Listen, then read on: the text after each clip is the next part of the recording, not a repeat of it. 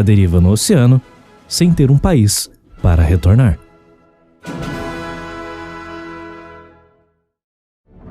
Era 1888, e depois de longos 350 anos, a escravidão é finalmente abolida. Graças à Lei Áurea, os escravizados seriam libertos. Contudo, apesar de ser muito comemorada por qualquer pessoa com um mínimo de dignidade e honra, essa lei não foi muito bem aceita pela imensa maioria dos grandes cafeicultores e latifundiários brasileiros, sentimento esse que foi sintetizado perfeitamente pela profética frase do Barão do Cotegipe para a princesa Isabel: a senhora acabou de redimir uma raça e perder o trono. Entretanto, o colapso definitivo do Império Brasileiro ainda era encarado como uma possibilidade distante, já que o movimento republicano era, para dizer o mínimo, paupérrimo. Com isso, os monarcas brasileiros decidiram deitar-se em berço esplêndido, continuando a viver tranquilamente, quase sem temor algum. Alguns meses depois foi anunciado que o cruzador Almirante Barroso, uma imponente embarcação com mais de 2 toneladas, 71 metros de comprimento, movida a propulsão mista, vela e vapor, iria zarpar para uma grande aventura. Sob o comando do Almirante Custódio de Melo, o objetivo dessa viagem seria circunnavegar a Terra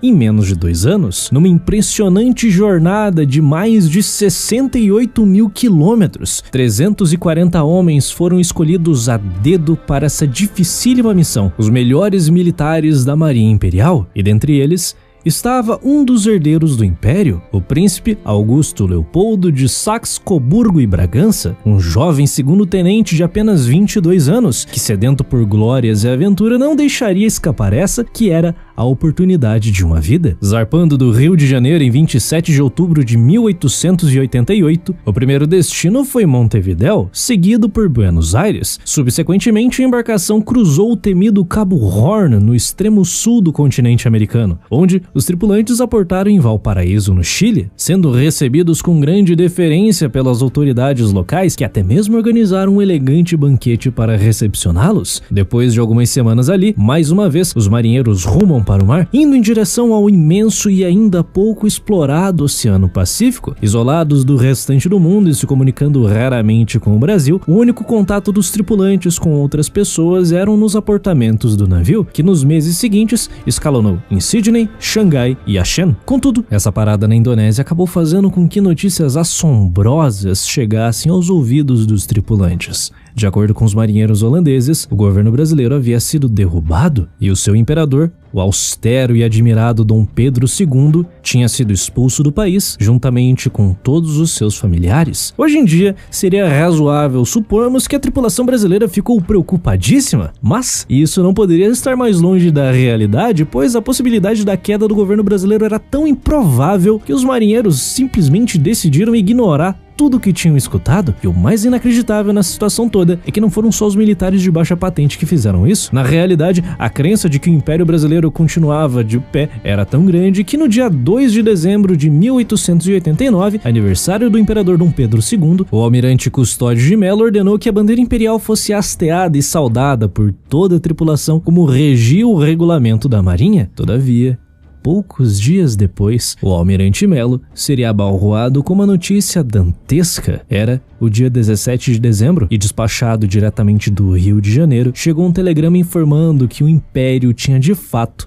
caído e que uma república golpista havia ocupado seu lugar e, portanto, o cruzador Almirante Barroso não poderia mais hastear a antiga bandeira e que a bandeira republicana só seria entregue daqui a alguns meses em Nápoles. Segundo as instruções contidas na mensagem, a bandeira ainda seria praticamente a mesma, mas a coroa imperial deveria ser removida e que os marinheiros deveriam improvisar para resolver essa questão. A sugestão do governo golpista foi, no mínimo, curiosa. A coroa do império deveria ser substituída por uma estrela vermelha?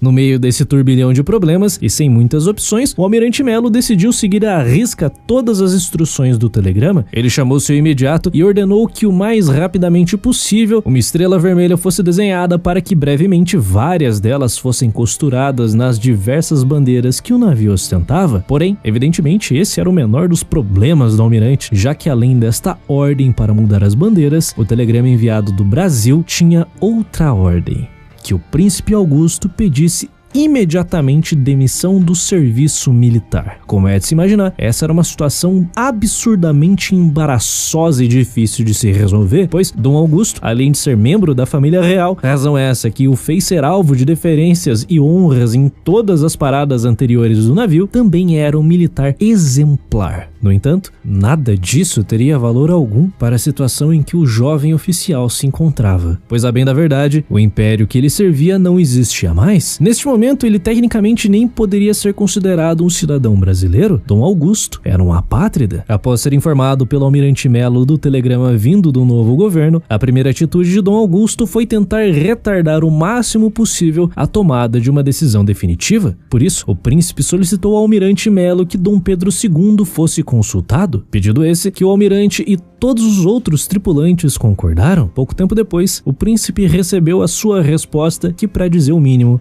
foi vaga e inútil. Sirva o Brasil de seu avô, Pedro. No dia seguinte, 18 de dezembro, Dom Augusto se encontrou com o almirante Melo para informar que, em vez de solicitar uma renúncia do serviço, ele aceitaria pedir uma licença por 6 meses. Ao ouvir tais palavras, o almirante telegrafou para o representante máximo da marinha do governo golpista, o almirante Eduardo van den Kolk, para informar a decisão do príncipe. Horas depois, chegou a resposta, que apesar de dúbia, foi o suficiente para sacramentar o destino de Dom Augusto. Agora, com tudo decidido, os intendentes da embarcação fizeram as contas dos valores que o príncipe receberia pelos últimos meses de trabalho, só restando a ele aguardar o fim de sua carreira.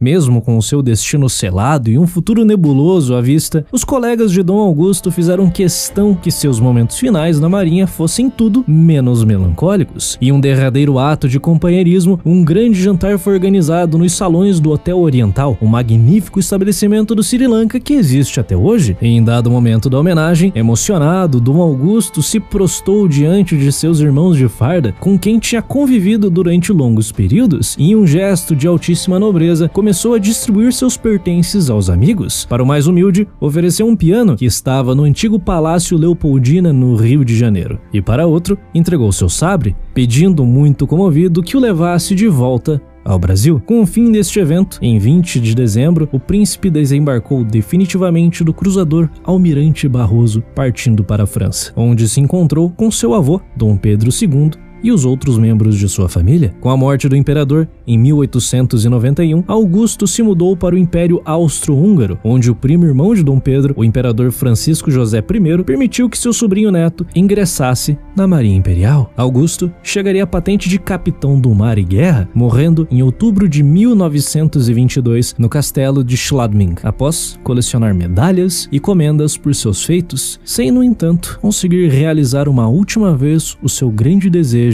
de pisar novamente em solo brasileiro. Apesar do final melancólico de sua jornada, adoecendo e falecendo prestes a realizar a sua viagem de volta ao Brasil,